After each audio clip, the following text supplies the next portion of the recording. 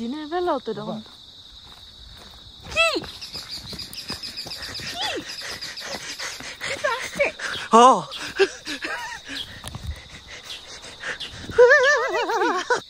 জাপানের ইয়ামানাশি প্রিফেকচারে আসবো আর Aokigahara forest দেখবো না, ব্যাপারটা কেমন না?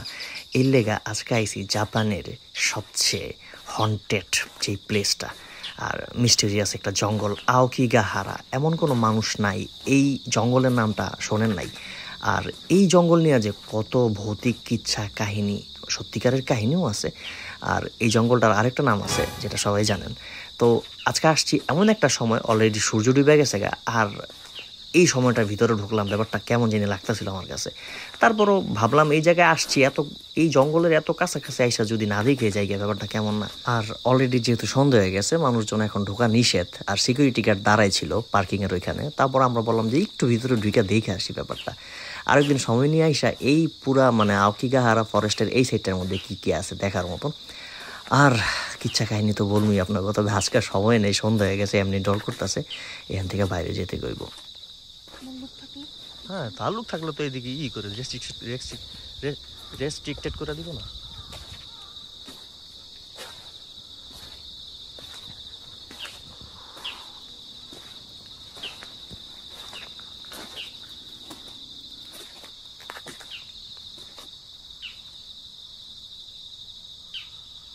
One of the most haunted place in the world, suicide forest, Aokigahara forest, জাপানের ইয়ামানাশিতে, যেটা ফুজি পাহাড়ের একদম নিচেই।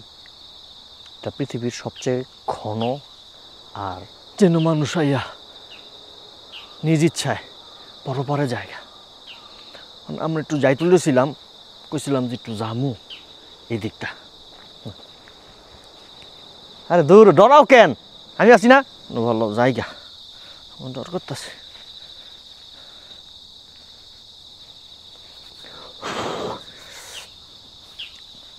আরেকদিন দিনের বেলা আমু এখানে, দিনের বেলা আর কোনো ভয় থাকবো না, আমরা একদম ভিতরে যামুগা, দেখমু কে কি কয়। আজকে খালি গেলাম না, সন্ধ্যা হয়ে গেছে দেখা, আর নিলে কেউ আটকে রাখতে পারতো না, আজকে ঠিকই যাইতাম গা না কোনো বা। খালি সন্ধ্যা হয়ে গেছে দেখা চোখে কিছু দেখতাছি না নোবা।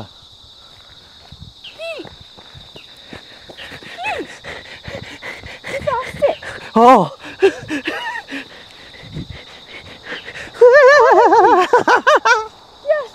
আর কে আসবো।